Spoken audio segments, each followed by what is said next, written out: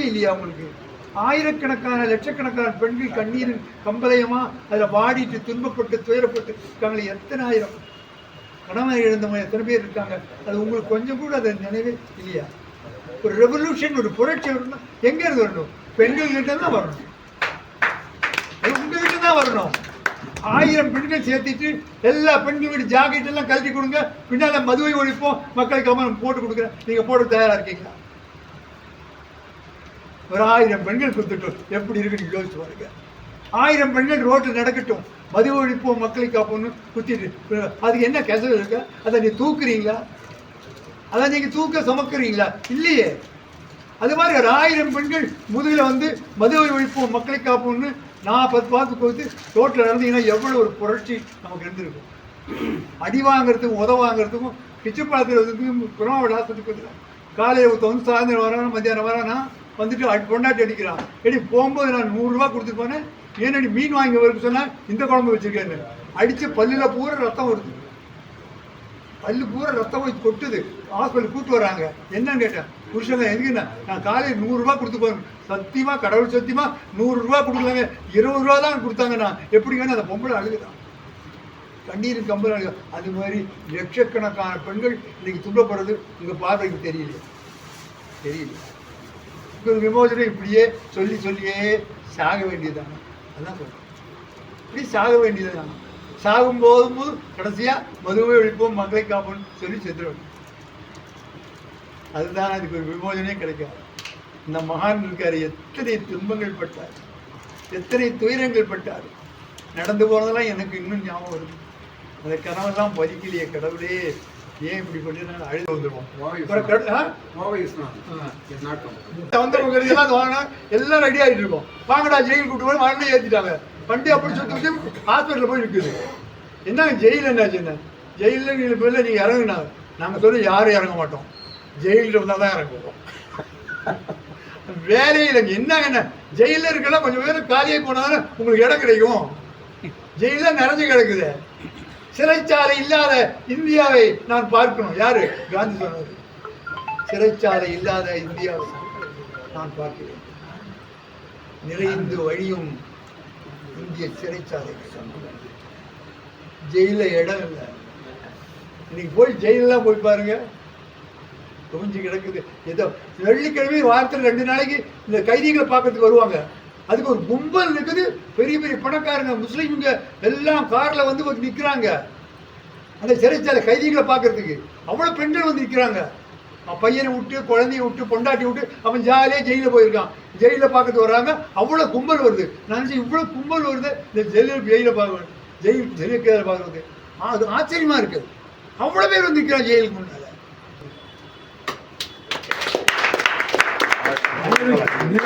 நிராசை கைத்தட்டல, வயது கைத்தட்டல. எனக்கு ஒரு ஆசை, ரொம்ப நாள் ஆசை. 1330 நாள் நின்னாங்க காந்தி சிலை. காரி துப்புறான், மோட்டர் சைக்கிள் நிறுத்தி ஃபுல்லாக தண்ணி போட்டுருக்கான்.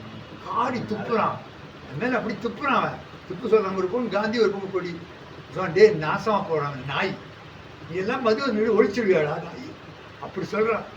அப்படியே கொடியை வச்சுட்டு அப்படியே காந்தி அப்படியே நின்றுட்டேன். ஒன்றுமே பேசலை. அப்படியே குறைச்சான், திட்டான், முழிச்சான், வண்டி எடுத்து போயிட்டான். மறுபடியும் தொடர்ந்து நின்னேன். 5 நாள் கழிச்சு மறுபடியும் அவன் வந்தான். நேராக கால் விட்டுட்டான். ஐயா நான் மன்னிச்சுக்கணும் ஐயா, அன்னைக்கு நான் முன்ன கண்டபாடி திட்டி காரி துப்புனேன். நீ ஒரு வார்த்தை கூட பேசவே இல்லையா, நீ தான் தண்ணி குடிச்சு நீ யாருன்னே தெரியாது இருக்கியே, நான் யார்கிட்ட போய் திரும்பி பேசுறேன்? ஒன்று நீ யாரு, உன் குடும்பம் யாரு, அம்மா யாருன்னு தெரியாம நின்று தானே என்னை துப்புனேன். நான் உன்னை என்ன சொல்ல முடியும் போ அப்படின்னு காலத்தோடு கூப்பிட்டு போயிருக்கேன். அப்படி அத்தனை காரணங்களுக்கு இருந்து கூட அது ஒண்ணும் முடியாது. எண்கள் தான் அங்க இருக்கிற பெண்கள் இருக்கீங்களே, என்ன சொல்றீங்க? உங்களையெல்லாம் கையெடுத்து கும்பிடுறேன். ஒரு ரெவல்யூஷன், ஒரு புரட்சி வரும்னா உங்ககிட்ட தான் வரணும். ஒரு 1000 பெண்கள் கொடுங்க, அது என்ன நீங்க சாப்பிட போறீங்க? இயக்கம் எனக்கு குரு வேலாயுதம் தான் என்று ஐயா அவர்கள் சொல்லி அமர்ந்திருக்கிறார் போல, எனக்கும் குரு ஐயா வேலாயுதம் தான் என்று ஆனால் எனக்கு அதற்கு துவக்கம் வந்து நேரு இளைஞர் மையமாக இருந்தாலும் நான் கடந்து வந்த பாதையெல்லாம் உங்களுக்கு எல்லாத்துக்கும் தெரியும். அதற்கு சொல்ல வேண்டியது. நேரு விவேகானந்தா ஒருங்கிணைப்பாளர் வேலாயுதம் தான் என்று நான் கொடுத்த பேட்டி அதில் வருகிறது. கவுன்சிலராக, ஒன்றிய கவுன்சிலராக, சட்டமன்ற உறுப்பினராக, கல்வியாளராக இருந்தாலும் எனக்கு ஒரு மாடல் ரோலாக இன்று வரை இருப்பவர் ஐயா வேலாயுதம் தான் என்பதை பெருமையோடும் மகிழ்ச்சியோடும் உறுதியோடும் நெஞ்சுறுதியோடும் சொல்லிக் கொள்கிறேன். அது ஒன்றும் மாற்று கருத்து பயமும் இல்லை. ஆனால் இதில் பல, அதாவது உண்மை, நேர்மை, விசுவாசம், அர்ப்பணிப்பு, லட்சியம், கொள்கை, கோட்பாடு என எல்லா விஷயத்தையும் அவர் மக்களிடத்தில் எடுத்து சென்றிருந்தாலும் செய்திருந்தாலும் அவருக்கு வந்த நெருக்கடி என்பது மிக மோசமான பயங்கரமான நெருக்கடி. இங்கே நான் குறிப்பிட்டு சொல்ல வேண்டும். ஒருங்கிணைப்பாளர் பதவியிலிருந்து பதவி உயர்வு அவருக்கு வரணும். ஜோனல் டைரக்டராக வர வேண்டும். அப்படி ஜோனல் டைரக்டராக வர வேண்டும் என்று சொன்னால் மத்திய அரசு அதை பரிந்துரை பண்ணி கொடுக்கணும். சீனியாரிட்டி படி முறையாக அவருக்கு தான் வரணும். அதுதான் அன்றைக்கி இருந்த உண்மை. இருந்தாலும் இதை வந்து அவர் எதாவது சிபாரிசுக்கு போக மாட்டார், யார்கிட்டையுமே நிற்க மாட்டார், கேட்க மாட்டார். நானாக அவரிடத்துல பேசி அனுமதியை பெற்று முயற்சி எடுத்துக்கொண்டு அன்னைக்கு எது கிடைக்காத ஒரு நிலை இருக்குதுங்கிறது அங்கே போய் தான் எனக்கு தெரியும். அதுக்கு ஒரு தடை, அது இப்போ வேணாம் சொல்ல வேண்டியதில்லை. அதுக்கு ஒரு தடை, பெரிய தடை. அதனால் அது வந்து பல முயற்சி எடுக்க முடியல.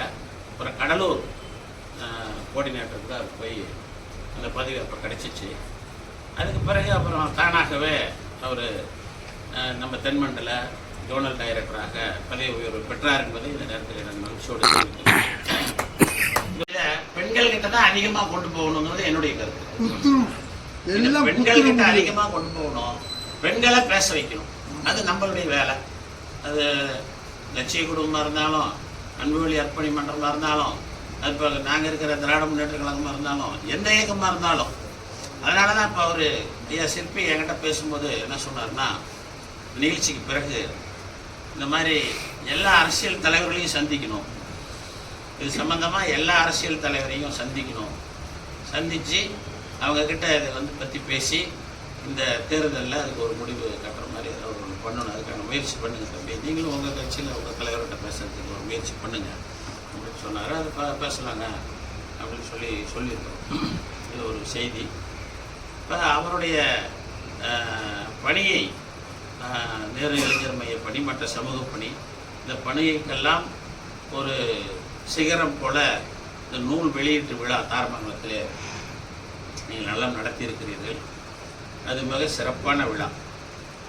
அது வந்து 500 பேர் தான் அங்கே வந்திருந்தாலும் கூட அது ஒரு 50,000 பேர் செய்தி எட்டக்கூடிய ஒரு நிகழ்வான ஒரு நிகழ்வு என்பதை இந்த நேரத்திலே நான் பெருமையோடு தெரிவித்துக் கொள்கிறேன். அதை முன்னின்று நடத்திய அன்புவழி நிர்வாகிகளுக்கு, இங்கே தாரமங்கலம் நிர்வாகிகளுக்கு குறிப்பாக நான் எனது தனிப்பட்ட நன்றியினை இங்கே உரித்தாக்கி இருக்கிறேன். இங்கே கூட வந்ததும் குறைவாக இருக்கிறது, கூட்டம் குறைவாக இருக்கிறது என்று சொன்னார்கள். நாங்கள்லாம் 2 பேர் 4 பேர்கிட்ட இருந்து பேசி வந்தவர்கள் தான் நாங்கள் எல்லோரும். ஒய் நாட் அப்படின்னு இளம்பிள்ளை சித்தர் கோயிலில் ஞாபகம் இருக்குங்களா?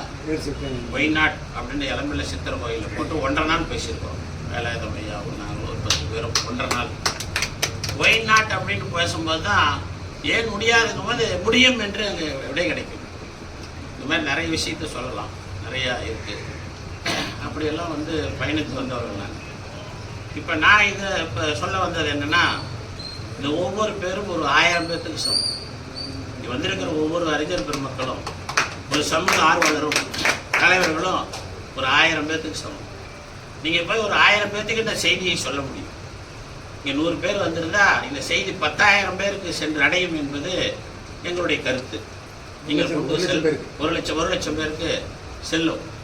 முயற்சி செய்தால் முடியும். அப்படி செய்தியை நீங்கள் போன்ற செய்தியை நீங்கள் கொண்டு செல்ல வேண்டும். அவர் சென்னையில் இருக்கிறார், வயது மூப்பு, அவர் இனிமேல் அதிகம் வர முடியாது. நான் ஒரு இறுதியாக ஒரு செய்தியை சொல்லி முடிக்கிறேன். நிகழ்ச்சியெல்லாம் முடிஞ்சிச்சு. அவர் தான் அறையில் இருந்தார். நான் அங்கேருந்து காரில் போய் அவரை கூட்டிக்கிட்டு ரயில்வே ஸ்டேஷனில் போய் நான் தான் அனுப்பிவிட்டேன். அப்போ உட்காந்துருந்தா சாதாரணமாக பேசிக்கிட்டு இருந்தோம்.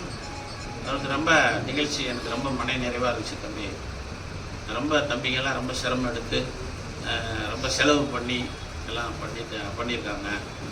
எப்படி நான் அவங்களுக்கு நன்றி சொல்கிறது தெரியல அப்படின்னாரு.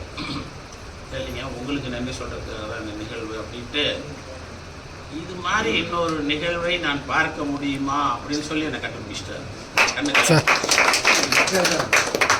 இதை போன்ற இன்னொரு நிகழ்ச்சி நடக்குமா, நான் வந்து கலந்துக்கணும், நான் பார்க்கணும், எனக்கு அப்படியே கண் கலந்துச்சு. நான் சமாளிச்சுக்கிட்டேன். அப்புறம் அப்படியே என்ன சார் அப்படி சொல்கிறீங்கன்ட்டு நான் அப்படியே ரொம்ப இதாக பேசி, இதை விட இன்னொரு நிகழ்வு சிறப்பாக நடக்கும், நிச்சயமாக நடக்கும் என்ற நம்பிக்கையோடு போங்க, நிச்சயம் அது நடக்கும் என்று அவரிடத்தில் நான் சொல்லி அனுப்பியிருக்கிறேன். எனவே இந்த 500 பேரை வைத்து நடத்திய இந்த விழாவை ஒரு 5000 பேரை வைத்து நடத்தக்கூடிய ஒரு விழாவாக நடத்துவதற்கான முயற்சி இன்றையிலிருந்து நீங்கள் எல்லோரும் எடுத்துக்கொள்ள வேண்டும். அதற்கு எல்லா நிலையிலும் நாங்கள் சகோதரர் ராமலிங்கம் ஐயா போன்றவர்களெல்லாம் மேடையில் இருக்கிறவர்களெல்லாம் உறுதுணையாக இருப்போம். உங்களால் முடிந்த அளவிற்கு நீங்கள் செய்யக்கூடிய தொழிலே, குடும்ப சூழலிலேயே இதை ஒரு பிரச்சாரமாக, சுதந்திர போராட்ட தியாகிகள் எந்த அளவிற்கு சுதந்திரம் கிடைப்பதற்கு போராடினார்களோ அதே போல அவருடைய கொள்கையை, அவருடைய சிந்தனையை, அவருடைய செயல்பாட்டை மக்கள் மத்தியிலே தொடர்ந்து நீங்கள் கொண்டு செல்ல வேண்டும். அப்படி ஒரு விழா எடுப்பதை எப்படியெல்லாம் எடுக்கலாம் என்பதை பற்றி நாம் தொடர்ந்து இனி வரும் காலங்களில் நல்ல அறிஞர் பெருமக்களோடு இன்னும் இதை சார்பாக இவர் இருக்காருன்னா, நேரு இளைஞர் மையத்தை 40 ஆண்டுகளுக்கு முன்பாக இருந்தவரெல்லாம் இன்னைக்கு பெரிய ஆட்களாக இருக்கிறார்.